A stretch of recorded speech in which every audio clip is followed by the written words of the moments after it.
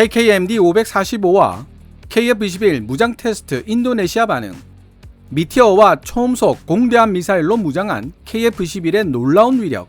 이제 중국 항모도 격침시킬 수 있어. 플랫폼이라는 단어가 우리 생활에서 무수히 등장하고 있지만 굉장히 다양한 의미를 지닌 단어입니다.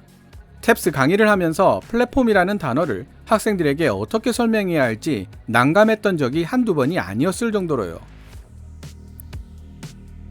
플랫폼이란 단어를 사전에서 찾아보면 가장 먼저 눈에 띄는 것이 바로 역에서 기차를 타고 내리는 곳이라는 뜻의 명사입니다.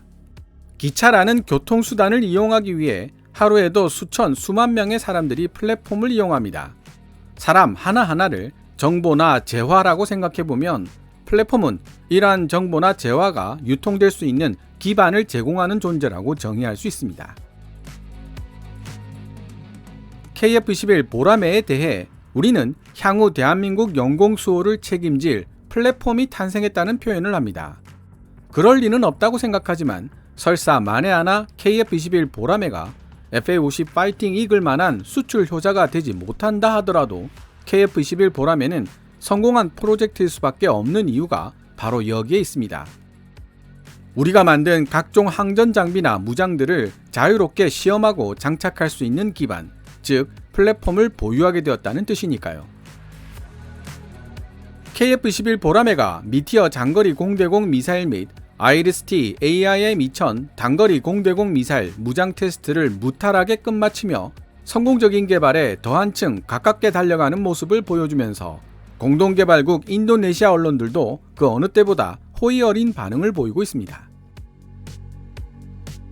기사를 읽으면서 인도네시아와 대한민국이 공동으로 개발한 KF-21 보라매라는 표현을 10번 가까이 본 것 같은데요. 나중엔 지겨워서 빼고 번역할 정도로 강조가 되고 있습니다.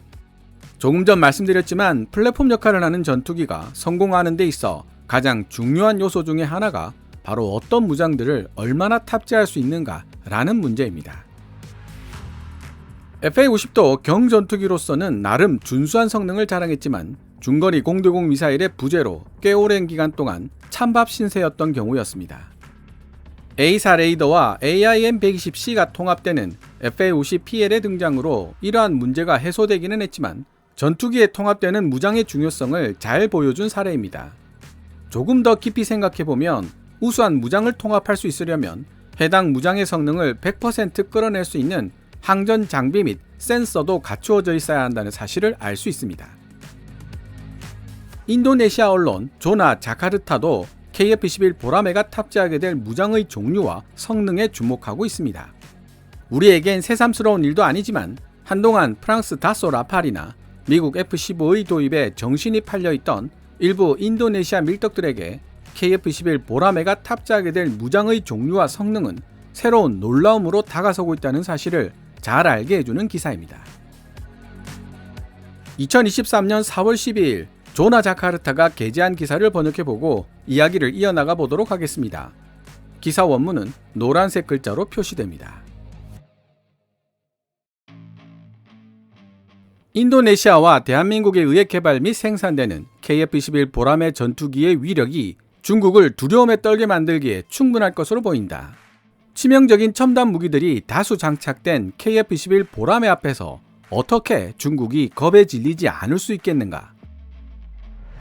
대한민국 매체 YTN을 인용한 조나 자카르타의 보도에 따르면 인도네시아와 대한민국이 공동으로 개발하고 있는 KF-21 보라매가 연달아 시행된 무장분리 테스트를 성공적으로 수행해냈다. 2023년 4월 4일 남해 상공을 비행하고 있던 초음속 전투기 KF-21 보라매 시제기 날개에서 미사일 하나가 발사되어 일직선으로 날아가는 모습이 목격되었다. KF-21 보라매는 마하 3의 속도로 최대 25km 거리에 있는 목표물까지 격출시킬 수 있는 단거리 공대공 미사일 AIM-2000을 성공적으로 발사한 것으로 알려졌다. 항공 전문지 에비에이션 라인이 2023년 4월 5일 보도한 바에 따르면 KF-21 보라매에서 성공적으로 발사된 미사일은 독일에서 개발된 단거리 공대공 미사일 아이리스-T이며 나토식 분류 코드로는 AIM-2000이라고 불리는 미사일이다. AIM-2000 아이리스-T는 미티어 시계외 공중전용 장거리 공대공 미사일과 함께 KF-21 보라매의 주력 미사일을 구성하고 있다. 미국이 개발한 단거리 공대공 미사일 AIM-9 사이드와인더와는 달리 독일제 아이리스-T 미사일은 다소 특별한 신뢰성을 지니고 있는데, 스웨덴 방산기업 사브 홈페이지의 설명에 따르면 아이리스-T 단거리 공대공 미사일은 현재 스웨덴, 노르웨이, 스페인, 이탈리아, 브라질, 사우디아라비아, 태국, 그리스, 그리고 남아프리카 공화국 같은 여러 국가에서 사용되고 있다. 대한민국도 자신들이 개발한 최신 4.5세대 전투기 KF-21 보라매 아이리스-T를 사용할 계획이다. 아이리스-T는 현재 여러 종류의 전투기에 널리 사용되고 있는 미사일이다. 사브 그리펜의 단자형 버전인 그리펜 C&E, 유로파이터 타이푼, F-16, 그리고 파나비아, 토네이도 등이 아이리스-T를 장착하고 있다. 아이리스-T의 특징은 우수한 기동성과 마하 3에 이르는 빠른 속도에 있다. 거기도에 아이리스-T의 사정거리는 최대 25km까지 늘어날 수 있을 뿐만 아니라 매우 정교한 성능의 적외선 탐색기와 추력 방향 제어 기능을 탑재하고 있다. 우수한 성능의 적외선 탐색기와 정교한 추력 방향 제어 시스템이 합쳐진 덕분에 아이리스-T는 빠른 속도와 기민한 민첩성을 가진 다양한 공중 목표물들을 대상으로 신뢰할 수 있는 결과를 만들어 왔다. 탑재된 첨단 탐지 센서 덕분에 아이리스-T는 매우 높은 정확도를 지닌 유도 미사일이 될 수 있다. 따라서 아이리스-T가 초음속으로 비행하는 공중 표적은 물론 상대적으로 느린 속도를 지닌 아음속 대함미사일을 요격하는 데 사용된다고 해도 전혀 놀라운 일이 아닌 것이다. 미국산 단거리 공대공 미사일 AIM-9 사이드와인더의 최신 버전 AIM-9X에 비해 독일산 아이리스-T의 속도가 더 빨라 약간 우위를 차지하고 있지만 성능 면에서 큰 차이가 없다는 것이 전문가들의 의견입니다. 다만 두 공대공 미사일의 가격에 다소 차이가 있는데요. 스페인 국방부가 2013년 10월 24일에 공개한 특수 군비 프로그램 평가 문서에 따르면 아이리스-T의 가격은 43만 달러, 현재 환율로 하나 5억 6천만 원대인데 반해 2023년 2월 13일 미국 매체 뉴스위크가 보도한 내용에 따르면 미 공군용 AIM-9X의 가격은 47만 2천 달러, 현재 환율로 6억 1천만 원대라는 사실을 알 수 있습니다. 결국 아이리스-T AIM-2000의 가성비가 약간 더 우수하다고 결론 내릴 수 있겠습니다. 앞서 2023년 3월 KF-21 보라매는 시계외 공중전 BBR을 위한 장거리 공대공 미사일 미티어 분리 테스트에도 성공한 바 있다. 전투기 주익에 설치된 레일에서부터 점화되는 아이리스-T AIM-2000과는 달리 미티어 미사일은 전투기에서 분리된 후 점화되는 특징이 있다. 그리고 KF-21 보라매는 이렇게 강력한 위력을 지닌 미사일들에 대한 테스트를 모두 성공시킨 것이다.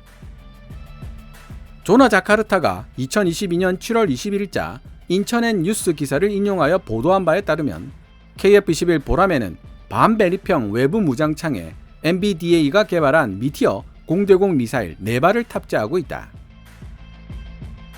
미티어 미사일은 음속의 4배가 넘는 속도로 200km 이상 떨어진 거리에 있는 적도 타격할 수 있는 강력한 성능을 보유하고 있으며 대한민국이 아시아 최초로 이 강력한 미사일을 사용하는 국가가 되었다. 오는 2026년 공식적인 체계 개발의 완료가 선언될 KF-21 보라매 전투기는 향후 점진적으로 5세대 스텔스 전투기로 업그레이드될 예정으로 알려져 있다. 2022년 1월 24일 월요일 대한민국 뉴스 포털 다음에서 보도한 내용을 인용해보면 KF-21 보라매에 탑재되는 능동 전자주사 배열 A사 레이더와 적외선 감시 및 추적 장비 IRST는 중국 수호이-35를 쉽게 탐지할 수 있으며 J-20 마이티 드래곤의 스텔스 기능을 무력화시켜 격추도 가능하다고 한다. 제가 해당 기사를 찾아보려 노력했지만 찾을 수가 없었습니다. KF-21 보라매의 A사 레이더로 수호이-35를 쉽게 탐지한다는 말은 충분히 수긍이 되지만 중국이 자랑하는 5세대 스텔스 전투기 J-20 마이티 드래곤도 쉽게 추적하여 격추시킨다는 표현은 객관적으로 신뢰하기 어렵습니다. 중국의 항공우주 기술과 스텔스 기술은 미국도 무시할 수 없는 수준에 도달했으며 J-20 마이티 드래곤 역시 강력한 위협이라는 것이 국내 전투기 전문가의 견해입니다. 중국의 항공우주 및 스텔스 기술 수준에 대해서는 언제 한번 따로 설명을 드려야 할 필요가 있을 것 같습니다. 미국의 F-35A도 평소에는 레이더파를 반사하는 특수한 장치를 탑재해 레이더에 대문짝만하게 드러나는데요. F-35A가 레이더에 잡히지 않기 때문에 민간 항공기와 불축의 사고가 발생할 위험도 있고, 쓸데없이 F-35A의 데이터를 적성 국가에게 넘겨주지 않기 위해서 오히려 레이더파를 반사하는 장치를 달고 다니는 것입니다. 한때 인도에서 중국의 제-20을 레이더로 포착했다는 이야기가 나오기도 했는데, 일각에서는 F-35A와 마찬가지로 레이더파 반사 장치를 일부러 탑재하고 있었을 가능성도 제시하고 있습니다. 전투기의 눈이라고 할 수 있는 A사 레이더의 성능은 중국제나 러시아제보다 더 우수한 것으로 판단되고 있다. 국방과학 연구소에 의해 개발되고 한화에 의해 생산되고 있는 국산 A사 레이더 덕분에 KF-21 보람에는 북한 전투기들 뿐만 아니라 중국과 러시아 전투기들보다 먼저 보고 먼저 미사일을 발사할 수 있다고 뉴스포털 다음은 보도했다. 인도네시아와 대한민국이 만든 KF-21 보람에가 중국의 전투기보다 우수한 부분은 단지 A사 레이더에 한정되지 않는다. 2022년 7월 초도 비행에 성공한 KF-21 보람에 통합될 공대지 공격용 폭탄과 무장들도 남다르다. 본지 조나 자카르타는 2022년 7월 10일자 조선일보의 기사를 인용해 KF-21 보람의 전투기에 특이한 무장들이 탑재될 것이라고 보도한 바 있다. 대한민국의 국방과학연구소는 GBU-31 합동직격탄 JDAM 같은 GBU 타입의 미국산 폭탄들과 한국형 GPS 정밀 유도폭탄 KGGB, 철룡 장거리 공대지 미사일 등을 포함한 다양한 공대지 무기를 개발 중이라고 밝혔다. 최대 500km 떨어진 목표물을 쪽집게처럼 정밀 타격할 수 있는 철룡 장거리 공대지 미사일은 일종의 전략 무기라고 볼 수 있다. 하지만 개발 일정상 A사 레이더 모드 업데이트를 통해 공대지, 공대함 임무 수행이 가능해지는 KF-21 블락2가 등장하는 시기가 이미 2028년으로 예정되어 있고 겨우 5년 정도의 시간밖에 없다는 점에서 그때까지 철룡 ALCM의 개발이 완료될 수 있을지에 대해 의문을 제기하는 사람들도 있다. 뿐만 아니라 대한민국과 인도네시아가 만든 KF-21 보라매에는 고슴도치의 날카로운 가시 같은 무기들도 장착되는 것으로 전해졌다. 항모킬러 초음속 공대함 순항 미사일이 KF-21 보라매에 장착될 예정인 것이다. 군사 전문가들은 KF-21 보라매의 진정한 가치는 한국형 독침을 마음대로 장착할 수 있다는 점에 있다고 지적한다. 이러한 한국형 독침에는 초음속 공대함 미사일과 극초음속 미사일, 그리고 한국형 상승 단계 대탄도 요격 미사일 등이 포함된다. 한국형 상승 단계 대탄도 요격 미사일은 북한의 탄도 미사일이 발사되었을 경우 마하 20에 가까운 속도로 낙하하는 종말 단계보다 지구 중력을 뿌리치며 가속하는 상승 단계에서 요격할 수 있는 확률이 가장 높다는 점에 착안한 미사일입니다. 북한 화성 17형을 보면 알 수 있듯이 탄도미사일들은 보통 전투기보다 더 큰 RCS 한반도에 예기치 못했던 안보상 위기가 발생할 경우 KF-21 보라매에서 발사된 한국형 초음속 공대함 미사일은 중국이나 러시아 같은 지역 강대국들의 항공모함 및 수상 전투함들을 침몰시킬 수 있는 위력을 지니고 있다. 대한민국이 개발한 이 초음속 공대함 미사일은 음속의 3배 속도, 즉 마하 3 혹은 그 이상의 속도로 고속 비행이 가능하고 수면 위로 낮게 비행할 수 있는 능력을 지니고 있어 탐지와 요격이 어렵다는 특징을 지니고 있다. 거기더해 2030년 이전까지 개발될 예정인 한국형 초음속 공대함 미사일의 최대 사거리는 300km가 넘는 것으로 알려져 있다. 국력의 차이로 인해 중국, 러시아, 일본 등 주변 강대국들과 같은 수준의 해군력을 가질 수 없는 대한민국에게 있어 한국형 초음속 공대함 미사일은 주변 강대국들의 강력한 해군력과 맞서 싸울 수 있는 독침이자 고슴도치의 가시가 되어줄 무기들 중 하나로 손꼽힌다. 함대함 그리고 지대함 초음속 순항 미사일이 이미 개발되었으며 공대함 타입의 초음속 순항 미사일 공대함2 유도탄이 개발되고 있는 중이라고 한국 언론들은 밝혔다.